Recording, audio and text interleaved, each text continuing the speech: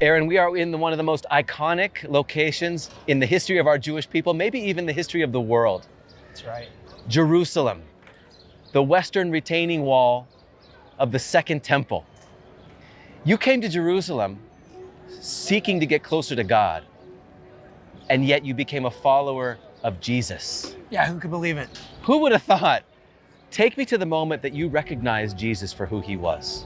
I came to Jerusalem for the first time in my life to draw close to the Lord, and I felt like I kept moving further and further away from him when I first moved here. It took me to go all the way to the west coast of the United States before I started to really start asking those deeper questions. That journey started me back here in Jerusalem asking, who are you, God? Could it be that this Messiah is Jesus? And so for me, that was really a journey that went from, in some ways, a searching to a moving further and further away from God to a finding him again here in this city. Wow. Happened a little bit like that for me. Take us on that journey. Yeah. Let's go back. So my parents, they relocated to Israel when I was 15. And as a 15-year-old, you know, you go places with your parents, you're just trying to fit in. Right. So for me, it was a bit unclear exactly what it meant to be Jewish, how I fit into this country. I didn't speak Hebrew, having to learn Hebrew, learning Jewish customs, learning Jewish traditions. I actually ended up attending a yeshiva in this city. Wow. Not in this particular neighborhood, but in another neighborhood. Yeah. And was studying Torah, Talmud, Gemara, Pirkei Avot, all these different Jewish writings. And I kept having these very basic questions for the rabbis, like, what does God want from us? They'd be like, he wants you to keep Torah. And I'd be like, yeah, but really, is that what the creator of the universe, what does he want from me? And they'd be like, look, you're a Jew, Aaron. You've got these commandments, learn them, understand them. That's what you're meant to do. Yeah. And so it was a journey for me because I didn't feel satisfied. You know, I was in yeshiva, I'm doing all the commandments, but something still felt missing. Really? And I had other questions like, what does God want to do with the other 6 billion people in the world? And they go, well, you know, you're Jewish, worry about you, don't worry about them. Somehow it didn't resonate with me. And so I found myself, rather than drawing closer to the Lord, that's why I think about it, these thousands of people who come here, they're coming to draw closer. That's right. Closer to the Lord. That's why they want to touch this wall. That's why they want to put a prayer right there. And for me, it was a feeling of moving further away from God. When I was 18, at the end of that year, I was drafted into the IDF, and I had some intense experiences. I found myself just during that season, just wanting to move further and further away from Israel, from being Israeli. I had this daydream of like, I'm gonna go back to America and that's where all the answers will, you know, I'll find everything there. During that time, one of my closest friends from the yeshiva was kidnapped. He was tortured and killed by Hamas. Yeah. And so as a young Jewish Israeli guy, doesn't even know if he believes in God, I started to become more and more bitter, more and more angry, not only at Palestinians, but at God. Like, could God allow this to happen? Why would he bring us back here? The question of suffering. Right. And it was, for me, it just didn't add up. I didn't understand it. And none of the questions I felt were resolved in the yeshiva. So I saved up enough money to get out of Dodge, essentially. And I left Jerusalem, I left Israel, and I went to the United States. And it was when I was in the United States that I kept encountering these Christians. These people kept coming to me. And it was one of them that challenged me to read the Brit Hadashah, the New Testament. And that's when everything changed. I like that you said that, because when people like us come to faith in Jesus, they say, but why not Judaism? Why didn't you go try that first? But you did. I did. And you gave it your all. I really tried. And you asked the hard questions, and you weren't satisfied. Well, we were living in a completely Orthodox environment as well. My whole family was. So for us, it was like Orthodox life. I mean, literally from the morning to the night, to when you go to bed. Yeah. Everything was really dictated by our religious, experience at that point. And so for me, walking away from that, I didn't know where else to go. Yeah. And so in a lot of ways, when people ask me, what do you believe? These Christians walk up, I'd be like, I don't believe in God. I don't think he even exists. Okay. I don't know.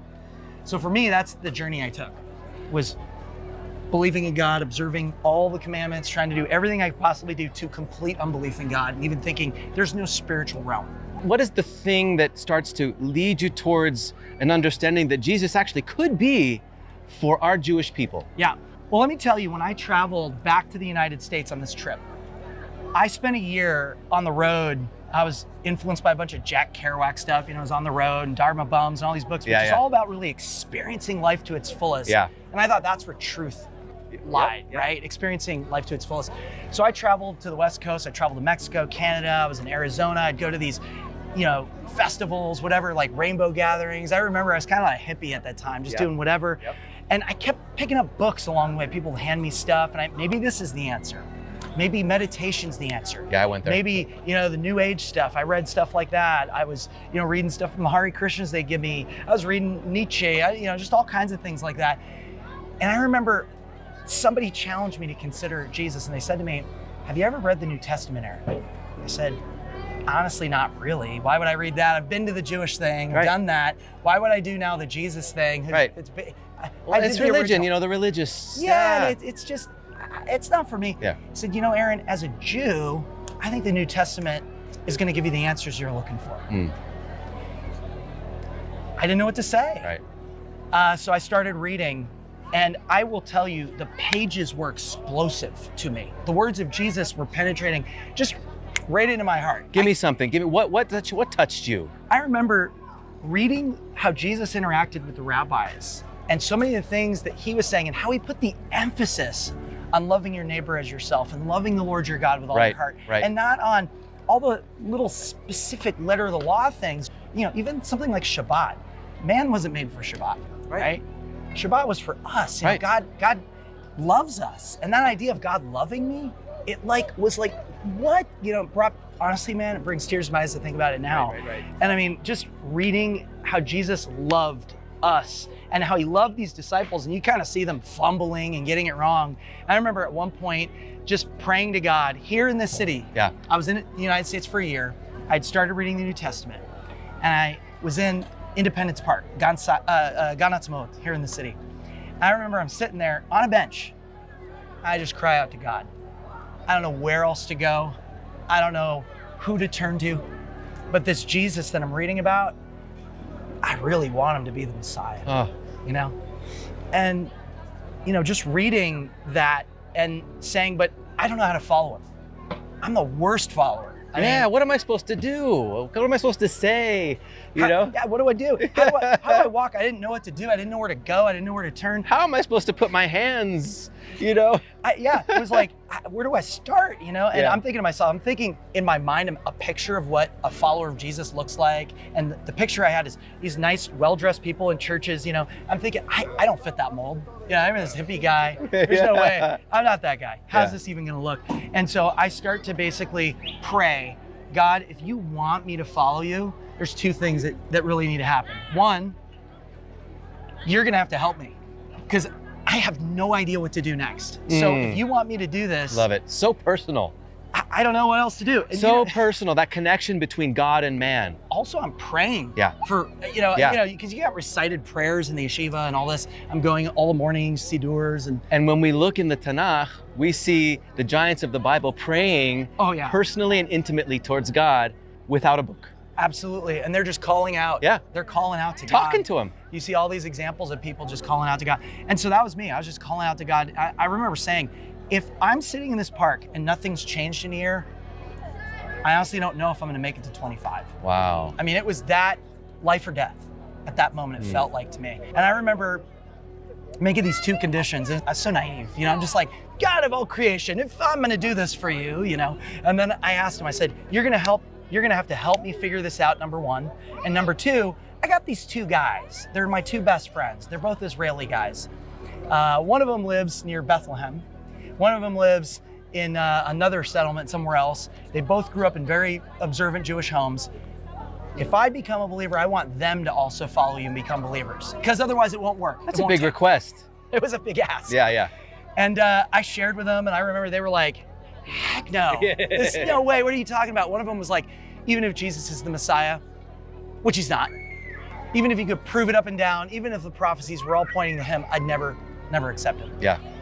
And I remember asking the Lord that, and those two prayers, he answered. Those two friends of mine became believers in Jesus. We were reading the Bible together hours on end here in Jerusalem. You're kidding me. Walking the streets. This is where it happened. Yeah, we're studying the New Testament together. It was amazing, both of them. The second thing, and I remember being like, you're gonna have to help me follow you. I was reading through the book of Matthew. And I remember at the very end, he says, here's what I want you to do, guys, right? He gives them this great commission, right? I want you to go out. I want you to make disciples. And then there's this verse at the end. He says, you know how you're gonna do it? I'm gonna be with you to the very end of the age. That was it for me. Jesus isn't dead. He's not in the ground. He's alive. Yeah. And not only is he alive, he's with me. And he's gonna be with me to the very end of the age. The God that sees us. Oh yeah. Gives us what we need and walks with us. Oh my goodness. Yeah.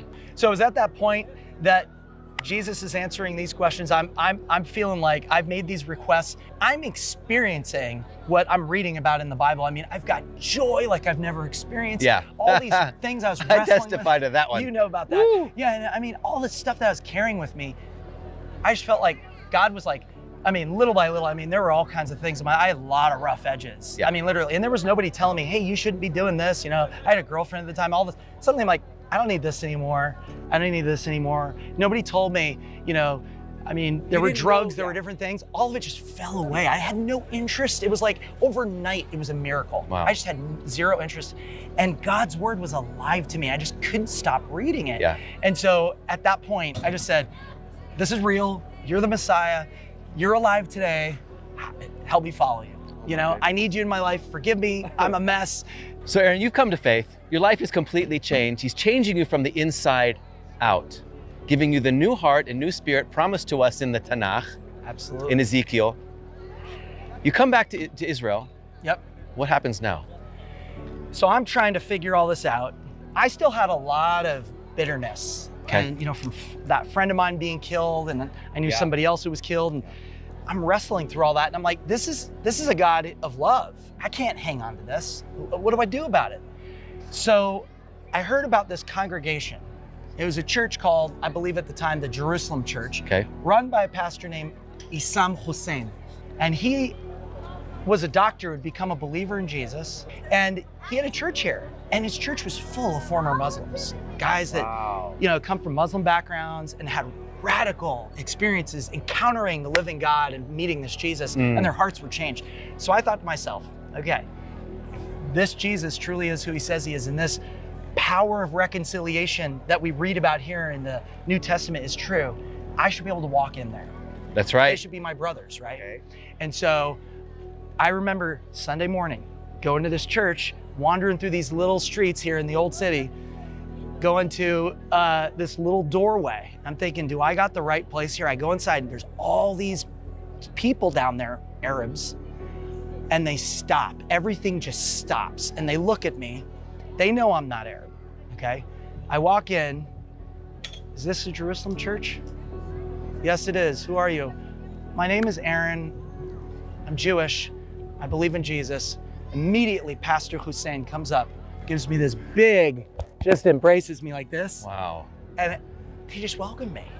And I was worshiping. I mean, there were tears. I remember just thinking, this is true. This isn't just like words on a page. This is life-changing. Their lives were changed. My life was changed. And it was like all that bitterness and stuff, it was like peeling off of me. And I suddenly found myself having a heart and a love for these people. And I stayed in touch with Issam. He was one of the people who actually ministered to me. Eventually, I met my wife and he performed our wedding. No Yeah. way. And then when I joined Jews for Jesus, this is the funniest thing. When I joined Jews for Jesus, we have this application process and they say, put a pastor's reference down there. I listed him. I remember one of the staff who called me, they're like, your pastor reference says Issam Hussein, who's this guy? Right. So I have to tell the story and they're blown away by it. Wow. Yeah. Wow, reconciliation between people groups. Absolutely. Because it's more than just getting together and playing Frisbee. Yes. It's a change of heart that has to happen to both nations so that they can come together as one under God. And I'm firmly convinced that without the gospel, those two things are so complicated and difficult. Right. And it's not that with the gospel, they're not complicated, but with the gospel, there's a spiritual component where God changes hearts. That's right. You need that change of heart. Otherwise, it's behavior modification and let me try. Yeah. And it's not in our power. Yeah. And that's why we struggle so hard and for so long over the decades to get along as people groups, is because we're trying in our own power. Yeah, and it doesn't work. It doesn't work because God can bring us all together. It's totally true. Woo! So what are you doing now? So God gave me this amazing blessing of being able to serve with a ministry of Jews for Jesus. What is Jews for Jesus? Because a lot of people are hearing Jews for Jesus around the world, Jews for Jesus popping up, Jews for Jesus popping up. You know, our videos are being watched by the world. Jewish people are watching these videos. Yeah. And they have an idea of what that might mean. You tell us what it means. Yeah. Well, Jews for Jesus in its simplest form are Jews who have discovered their Messiah, Jesus, and they follow him with their whole heart. It looks a lot of different ways. Sometimes you might find somebody who's a Jewish believer in Jesus and just call them Jews for Jesus. Yeah. But there's also an organization called Jews for Jesus. And we actually go out, connect with people, dialogue with people, have conversations with people who are spiritually searching like I was, who are just asking deeper questions. And if they want to interact, they want to connect, they want to find out more, that's why we're here. That's what we want to do. And we invite them to do that. Amazing. So why don't you just call yourself Christians? Right? Well, I mean, why didn't Jesus or, you know, those guys that followed him first call themselves Christians? Great point. You know, obviously the first followers of Jesus, they were Jews. And that's for them, they were waiting for the Jewish Messiah. Jesus says, you will be my witnesses. Where? In Judea. In Jerusalem, Judea, Samaria, and the rest of the world. First here. That's right. To the Jews first. Yep. Yeah. And so for them, it wasn't non-Jewish. Right. In fact, you know, it was strange for non-Jews to follow this Jewish. That's right. That was the question of the day. How can you be a Gentile and believe in our Jewish Messiah? That's right. Don't you have to become Jewish? Absolutely. And so when people ask me, you know, why don't you call yourself a Christian? I go, well, the word Christian or Mishichi in Hebrew is a follower of the Messiah. So technically I am a Christian. But I also like to tell people I'm also 100% Jewish. That's right. I was raised Jewish. I have Jewish family. I have Jewish history. Right. And ultimately, I believe I have a Jewish faith. That's right. That's right. Amen. Bro, thank you so much. Here in Jerusalem, no better place to share this than here where it all went down. I'm inspired, and we hope you're inspired too. If you like this kind of content, you want to get in touch with Jews for Jesus, we have our contact down in the description. If you want to get in touch with Aaron, send us an email.